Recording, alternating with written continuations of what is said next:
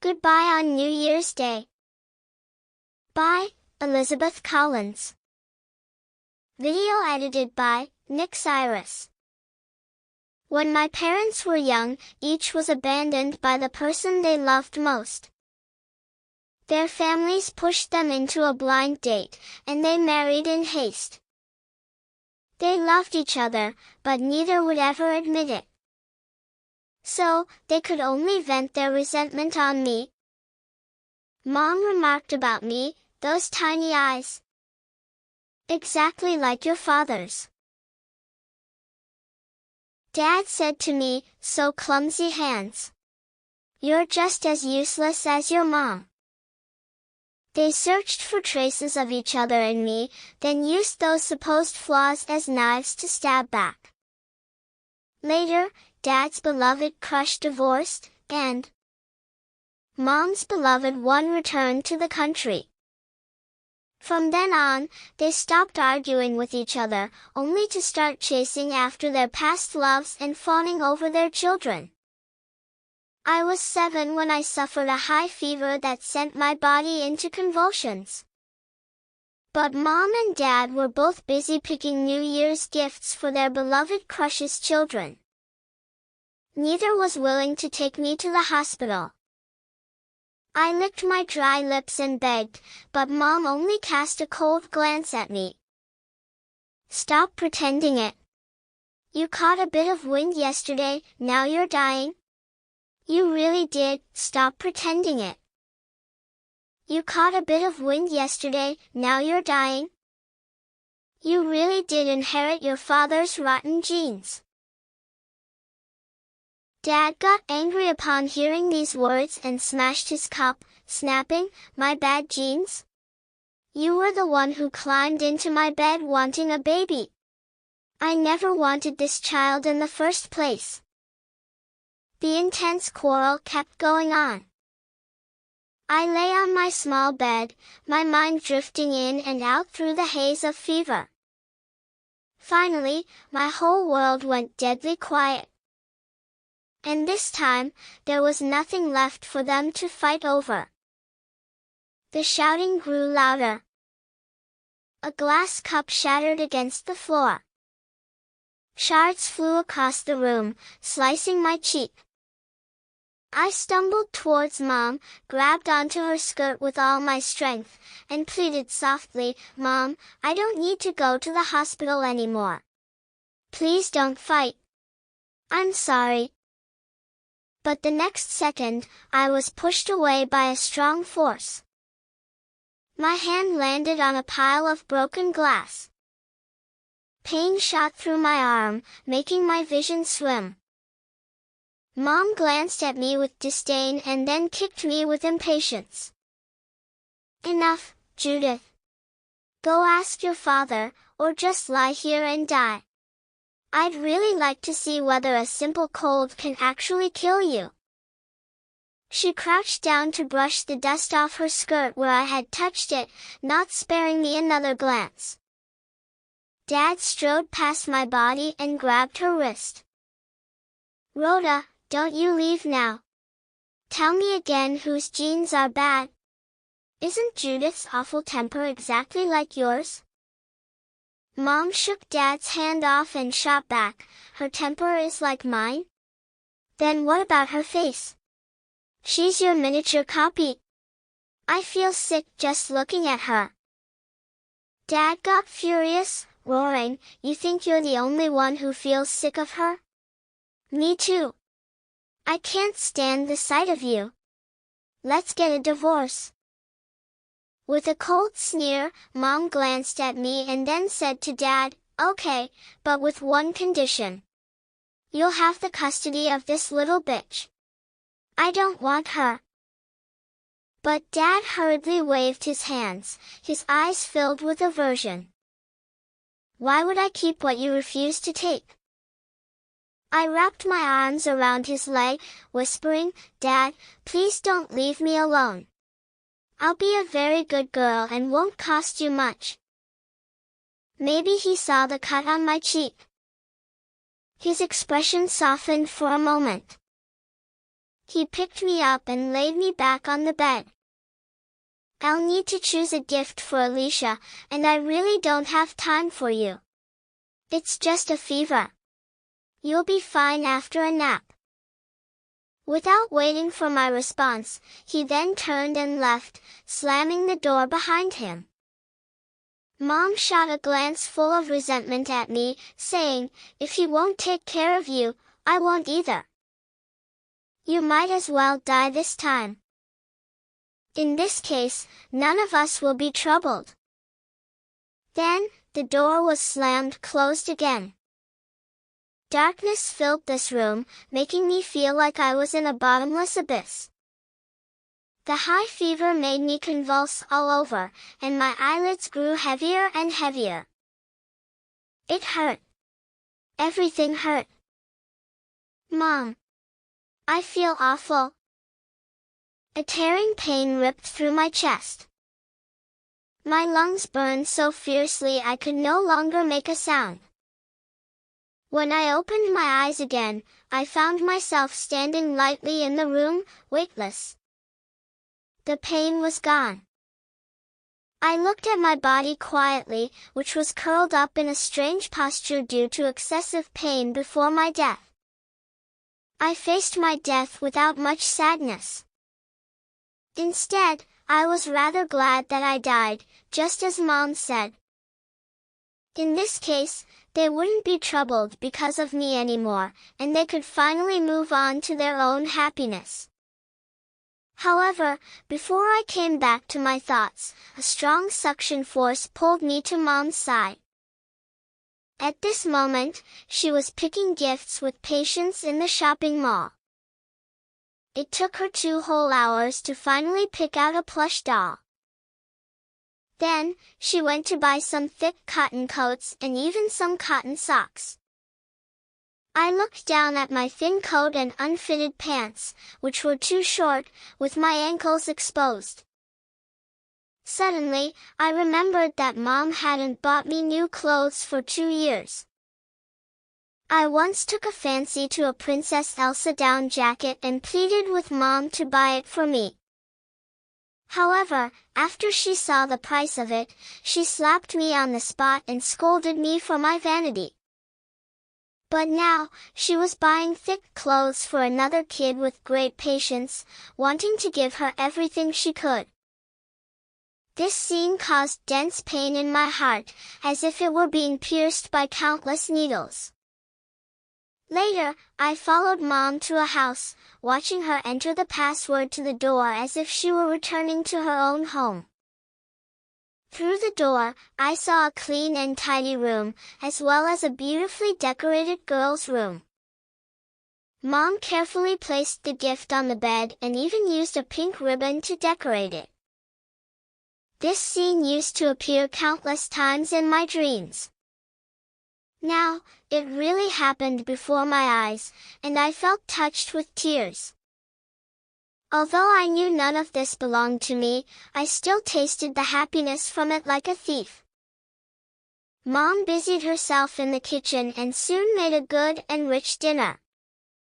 Not long after, a man came back with a little. Mom walked over happily, helping take off the man's coat and change the little girl's shoes. This man was Scott Galloway, Mom's beloved crush, and the 8-year-old little girl was Wendy Galloway, Mom's favorite. "Miss Paget, thank you for making us dinner. I like the pork you make the most. It's more delicious than those in the restaurants." While saying so, Wendy picked a piece of pork with her hand and ate it directly. "Wash your hands. They're dirty," Mom chided, but her eyes were filled with affection towards Wendy. This was the first time I had seen Mom being so gentle. In my memories, she always had a straight face, scolding me for being a bastard, a burden. I used to believe that this was motherly love, sharp and stinging. But now, I had realized that real love would never make people feel hurt. Instead, it would make them feel warm.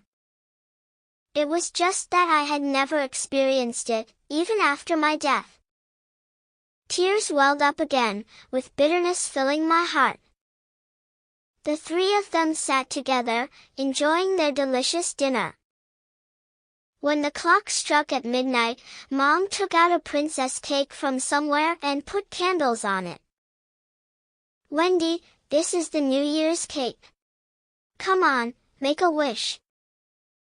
Wendy's eyes sparkled, and she crossed her fingers before her chest and made her first New Year's wish. "I'll wish Miss Paget could love only me forever." Hearing this, Mom gently touched Wendy's head and replied softly, "It will come true." But just as Mom's words fell, the light in Wendy's eyes dimmed, and she pursed her lips, complaining, "You're lying. You said you loved me the most, but you refused to give me Judith's cat." Wendy had a tendency to abuse small animals, and all the stray cats and dogs in the area had been killed by her. Mom was surely aware of it. I knelt before Mom and begged her not to give my cat, Kitty, to Wendy. After all, Kitty was the only gift my grandma gave me when she was still alive. It was my family that had accompanied me for 4 years. But Mom couldn't hear my pleading, or it should be said that she didn't care about me at all. After hesitating for only a short moment, she called the pet shop and asked the staff to take Kitty, who was still in treatment, to Wendy. Because Kitty was still ill and felt a bit stressed in an unfamiliar environment, it accidentally scratched Wendy's arm. But Wendy got so mad. She quickly fetched some rope and tied Kitty's limbs before trying to strangle it. I circled with anxiety, kneeling before Mom while attempting to pry open Wendy's grip on Kitty's neck. But it was all useless.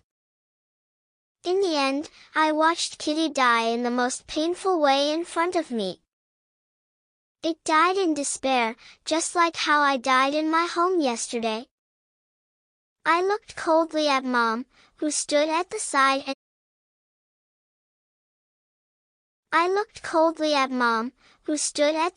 and turned a blind eye to all of this, and for the first time, hatred surged within me. Suddenly, I became a bit curious. I wondered if Mom would feel guilty towards me when she found that I experienced exactly the same kind of pain and struggle before I died. Would she live in pain for the rest of her life? Kitty died without a complete body left behind. Wendy skinned it and dismembered its body. Then, she fed its body parts to her pet mouse little by little. I cried until all my tears had run out. In contrast, Mom only took a glance with disgust at Kitty. Then, she led Wendy to open her New Year's gifts. The dazzling fireworks boomed outside the window. They celebrated the arrival of a new year and made beautiful New Year's wishes together, while Kitty and I died on the buzziest days of the year. Sure enough, when a child who was not loved died, she died quietly and lonely. Nobody cared about her or her death. At this moment, the resentment in my heart seemed to have all dissipated. Mom spent the next 2 days having fun with Wendy. She took Wendy to the aquarium, where she wouldn't take me to even if I got full marks in the exam. I had wanted to ride a carousel for a year. But Wendy simply acted cute in front of Mom, and Mom took her to ride it 3 times. Wendy said to my mom, "Miss Paget, I'm really so happy. You don't want Judith anyway, so can you be my mom in the future?" Mom replied with a gentle smile, "Sure. In the future, you'll be my only daughter."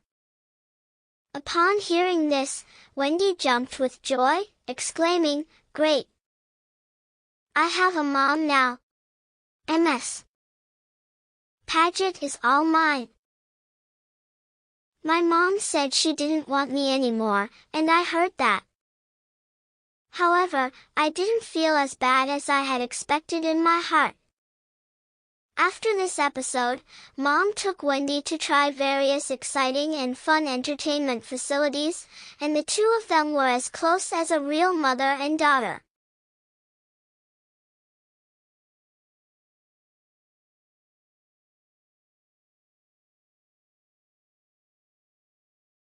Just as they were having so much fun, Dad's call came, breaking the happiness of this moment. "Rhoda, when was the last time you were home?" The deliveryman knocked for a long time, but nobody answered the door. "Do you know where Judith is?" "Gavin, you're really a shameless man. You threw that drag on me while you went to butter up that woman and her daughter. You have no right to ask me to care for her when you clearly don't want to do it yourself." Dad, on the other end of the phone, immediately shot back, "Aren't you also trying to butter up another family?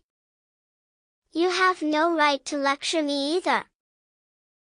11M telling you, Judith is still underage, but you actually left her alone at home for so long. If something really happens to her, you'll be held legally responsible." Mom gave a sneer, not taking it seriously. "What could happen to her? It's just a fever. Just lie in bed and get some sleep. She'll be fine after sweating a bit. I've never seen anyone really die of a fever. Besides, it's not the first time we've left her home alone. Last month, you went to celebrate that woman's and her daughter's birthdays and had been away for 4 or 5 days, and Judith didn't die starving, did she? She's hard to kill." Just then, a little girl's voice came through before Dad's response. "Dad, come and join me with the building blocks. It's so hard. I don't know how to do it." Dad first responded to that little girl gently before saying to Mom coldly, "You go home and check it."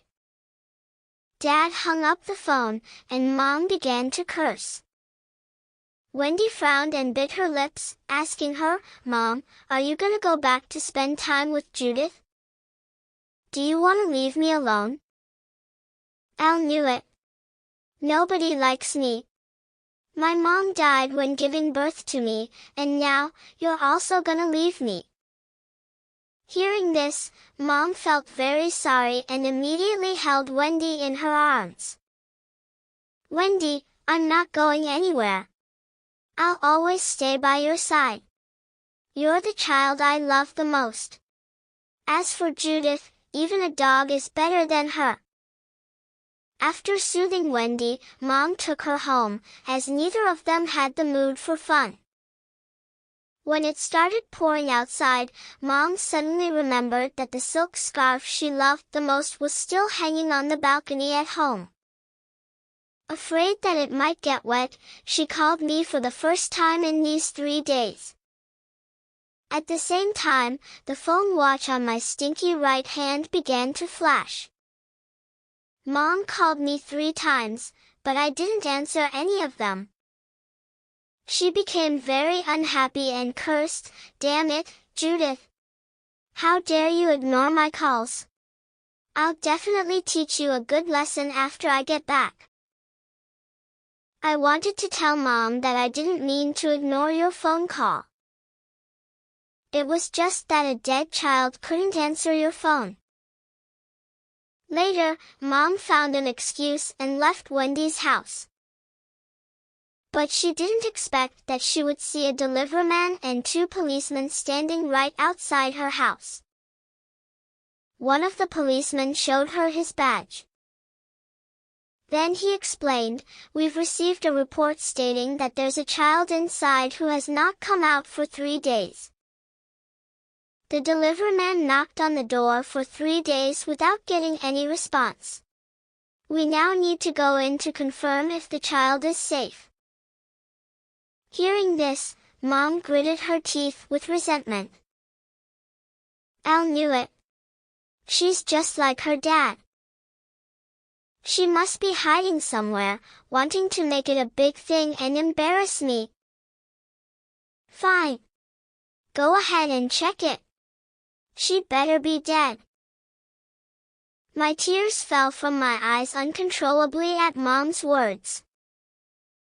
I wanted to tell her that I wasn't hiding. I had been home all the time.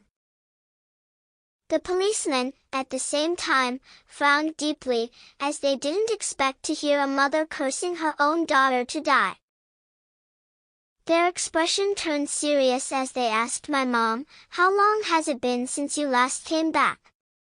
You just let a child be alone at home like this?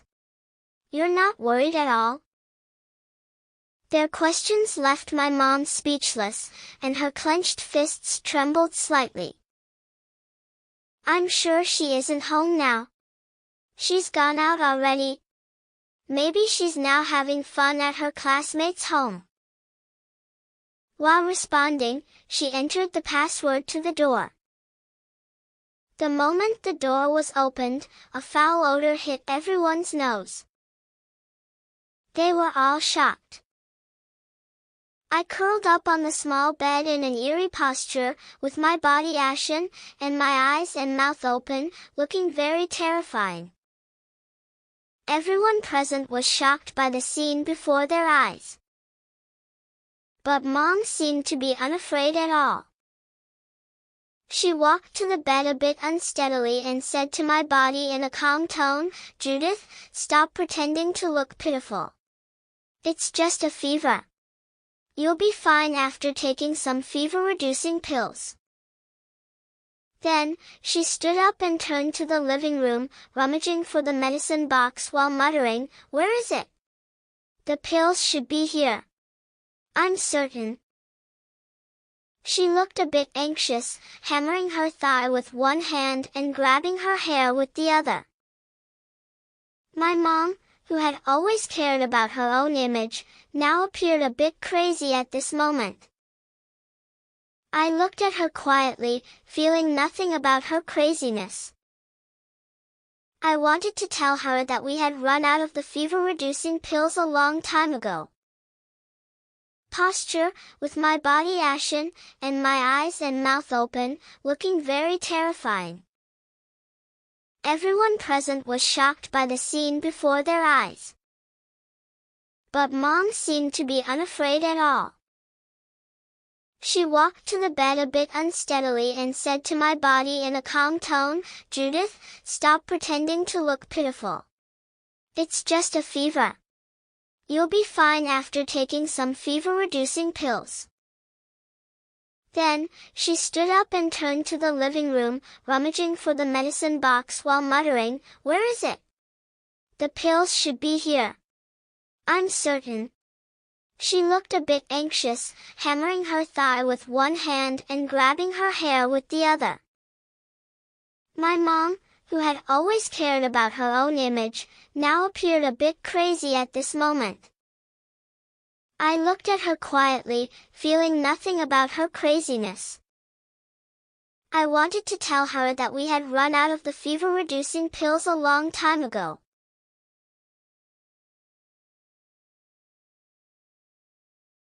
Since she began to devote herself to Wendy, no one had bought the essential items for our family anymore. But Mom didn't give up. She opened all the drawers and finally found a pill in the cabinet where the cat treats were stored. At that moment, her dim eyes suddenly lit up. She quickly grabbed that pill and tried to stuff it into my mouth. "Eat it, Judith. You'll be fine after eating it." The policeman stopped her. "Ma'am, calm down. The girl's dead. Please stop torturing her." "No!" Mom screamed, struggling to break free from his hand. "She's not dead. Look. Her eyes are still open.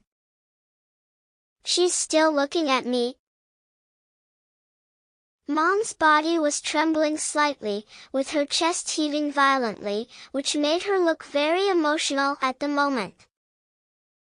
Only then did I realize that she was already in tears. I was surprised. The policeman felt very sorry and reached out to close my eyes. But due to rigor mortis, my mouth couldn't close. At this time, someone in the crowd whispered, "Look at the girl's mouth. Looks like she was calling Mom before her death." This sentence in Mom's ear was like a thunderbolt, making her almost unable to stand steadily. She shook off the policeman's hand and got down on her knees beside me. While she was touching my stiff cheek with her trembling hand, her tears dropped down on my eyes, which then streamed to my mouth. At this moment, I strangely felt her heart break. "Judith, you're still mad at me, right?" "I know it. I'll take you to the doctor now. You will be fine. It's just a fever." When I was a kid, I also had a fever that lasted for 3 days, but I still got through it. It's not a big thing. She pushed me again and again with all her strength, but it was useless. Those who witnessed all of this were silently shedding tears. The policeman pulled my mom up and prohibited her from approaching me again, in case she might cause damage to my body and affect the subsequent autopsy. But Mom refused to leave. She tightly grabbed my hand while calling my name, trying to wake me up. Accidentally, she pried open my right hand, and an amulet slipped out. That was the amulet Mom got for me when I was still in her belly. But in the year I was born, both Mom's and Dad's beloved crushes returned to the country. And after that, they stopped caring for me and sent me to my grandma to raise me. This amulet was the only thing I had from my mom. Later, when I was 5, Grandma passed away, and I was taken back to my parents. I was a sensitive child. From the first day I came home, I knew that my parents didn't love me, nor did they want me back. There was no delicious food or warm lighting at home, and the room was always pitch black. When thunder struck, I would hold Kitty in my arms, crying, while thinking of my grandma and her words. She once told me, "There is no mother in this world who doesn't love her own child."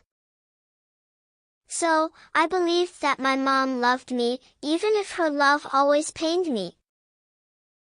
That amulet was a comfort for me, which allowed me to tell myself that my mom used to look forward to my arrival in this world. All I needed to do was wait, and one day, she would learn to love me. But I waited for 2 years and got nothing except for my death. Holding that amulet tightly, Mom couldn't suppress her emotions anymore and began to wail.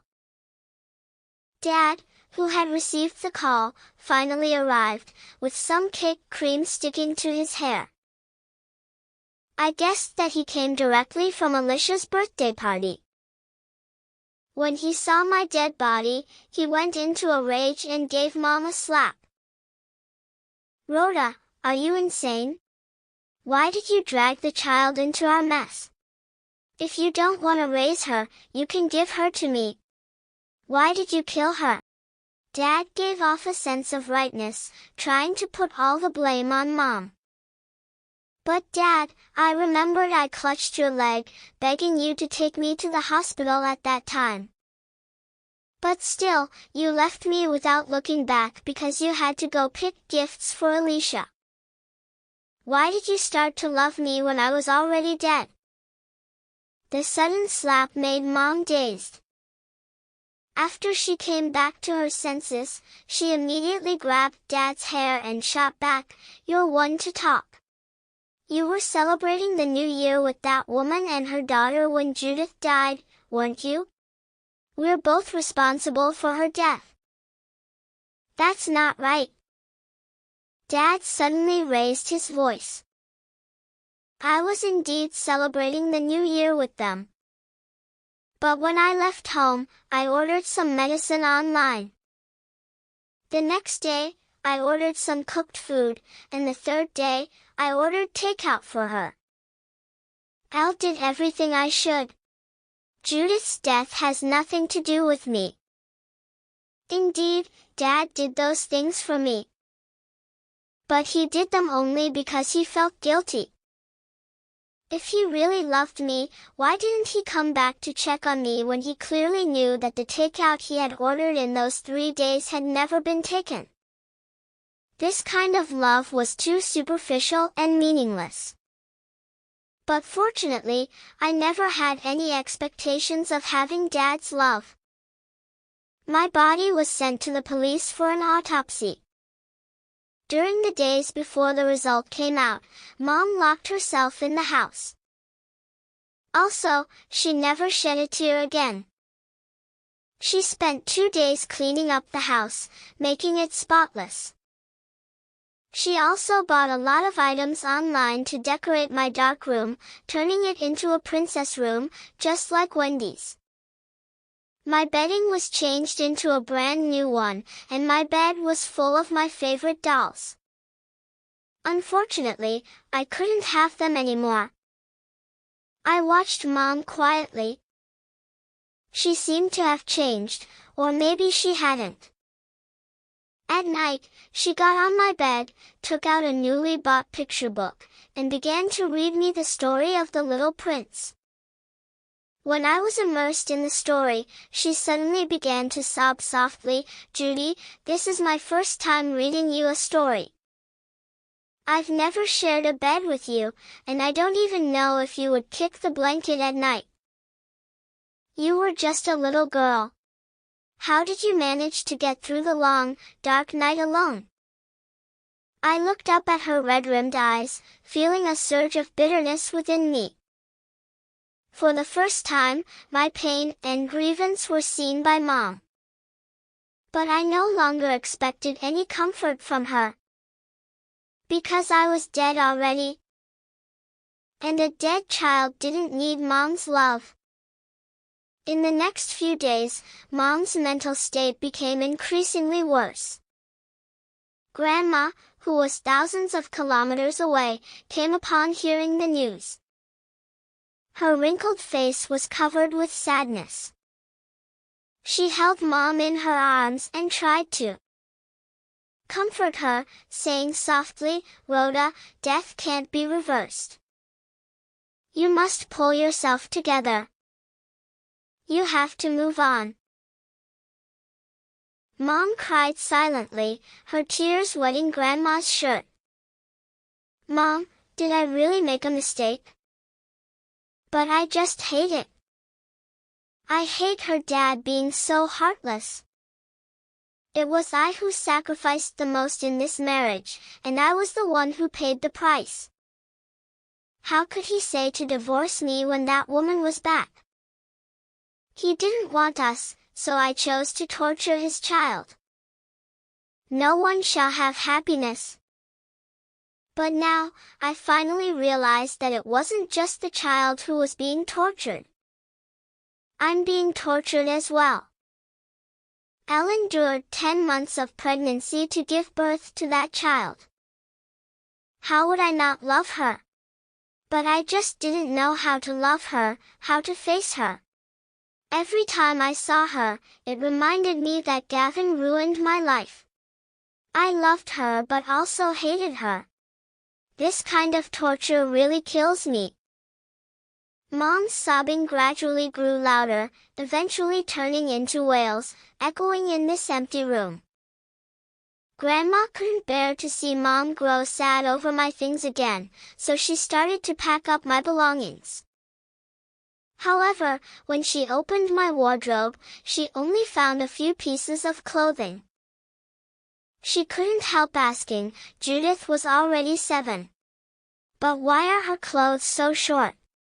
Some of these were the ones I bought for her when she was 4 or 5. Have you never bought her any new clothes? Grandma's tone was light, but her words were like a heavy punch to Mom. Mom suddenly remembered that she had never bought me clothes in all these years.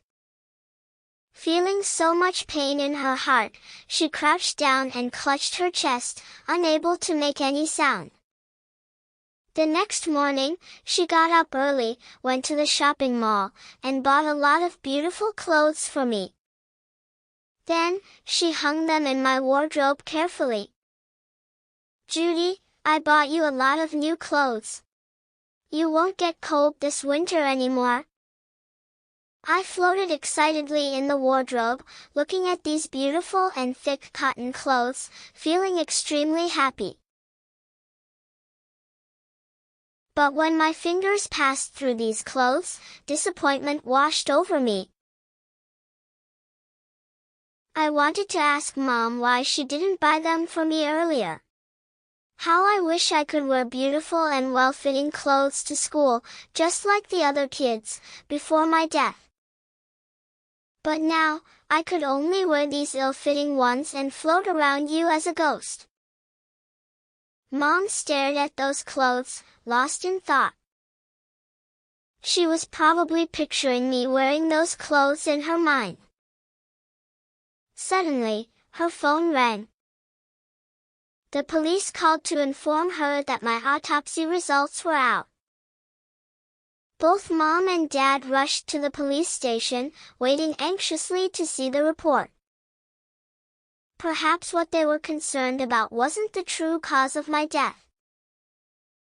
Perhaps they just wanted to shift the blame through this report. Unfortunately, reality dealt a heavy blow to them. The autopsy results showed that the true cause of my death was an allergy, together with febrile convulsions. Allergy? Mom was puzzled. The policeman nodded and tapped the autopsy report on the table with his fingertips, explaining, she died of suffocation due to the swollen throat caused by a peanut allergy. Mom's face was full of disbelief.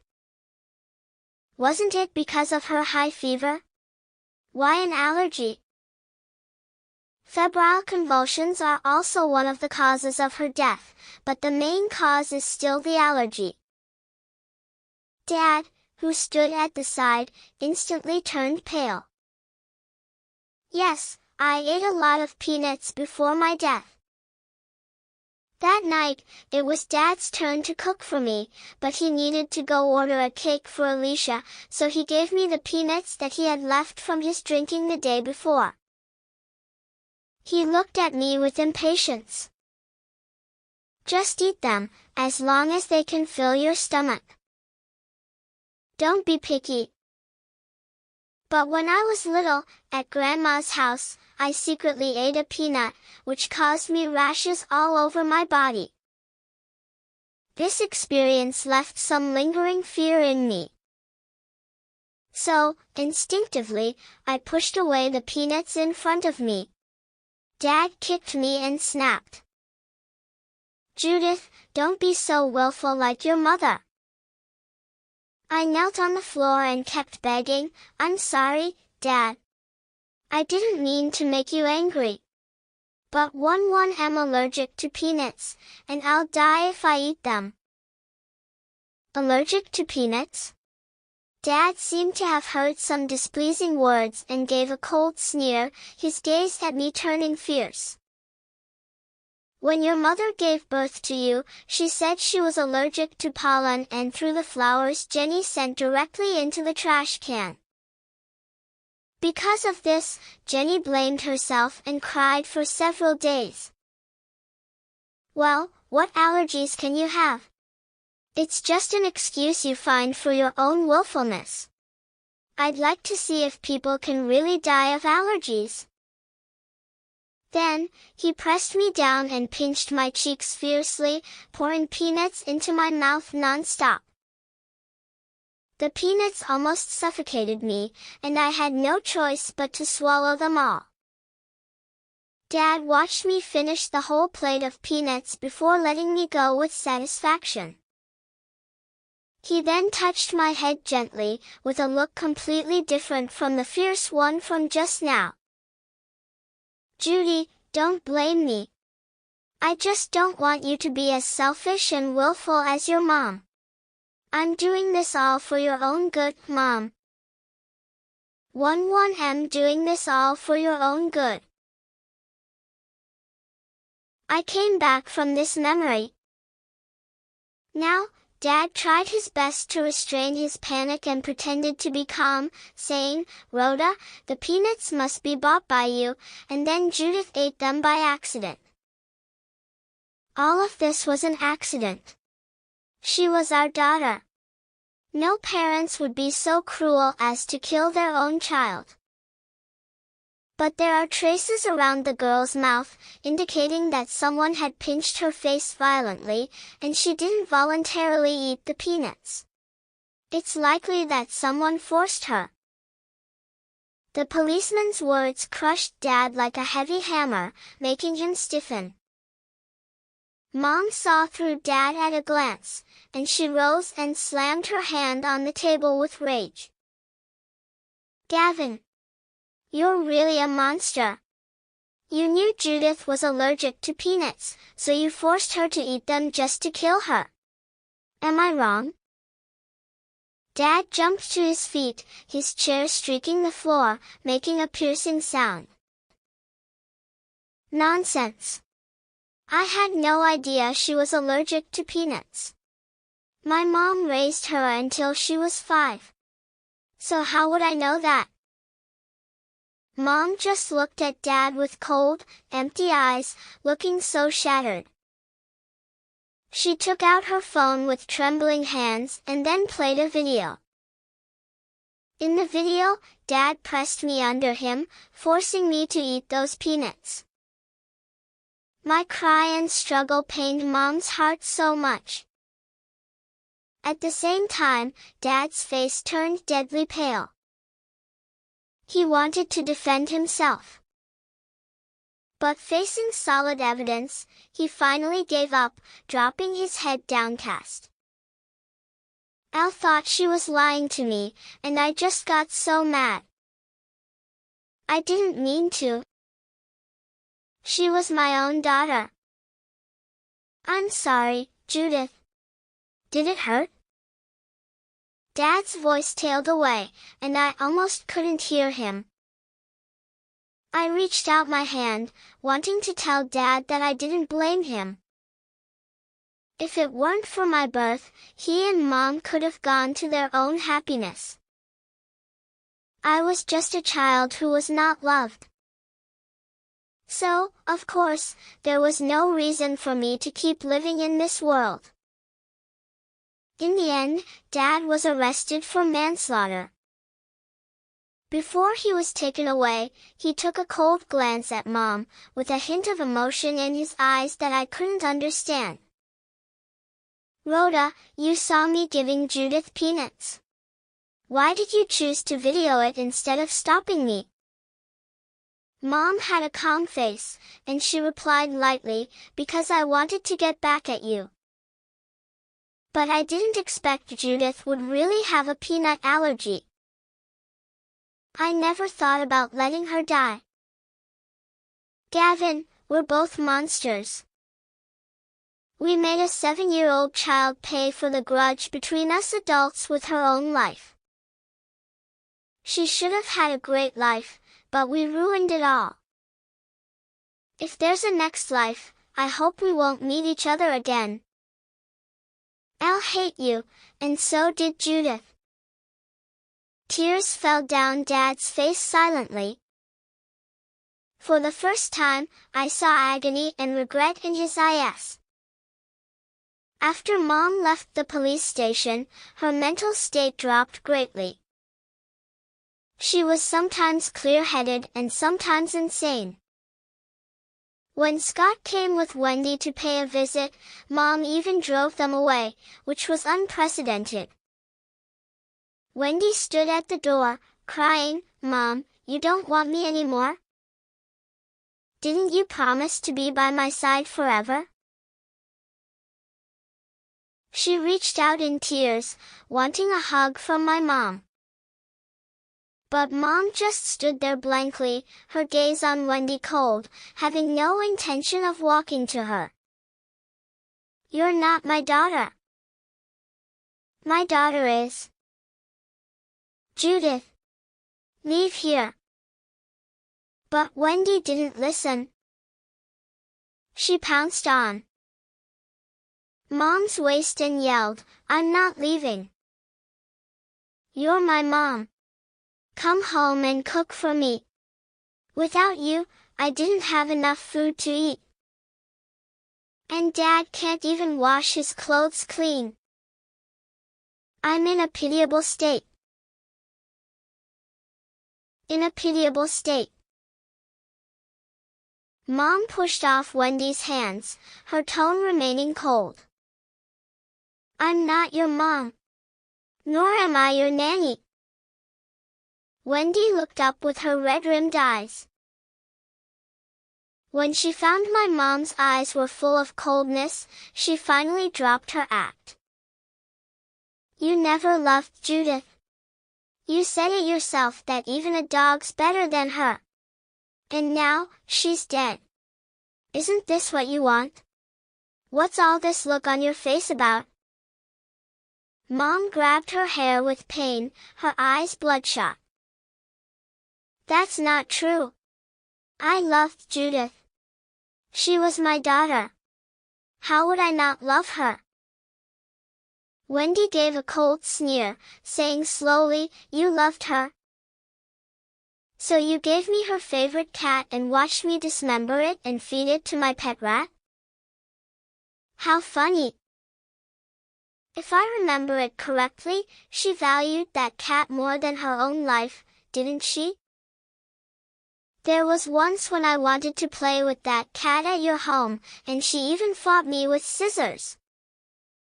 Tell me, if she had turned into a ghost and seen all this, would she forgive you?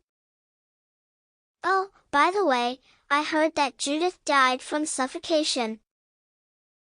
Do you think she was in the same pain as that cat when she died? Her eyes would be bulging, and she couldn't even close her mouth. That should be very painful, right?"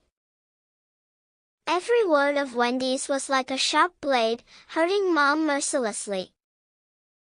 Suddenly, Mom screamed and pushed Wendy fiercely. "It's all your fault. Why did you kill Kitty? No wonder Judy never came into my dreams. She must be blaming me for not protecting Kitty." While yelling, she punched and kicked Wendy on the ground like crazy.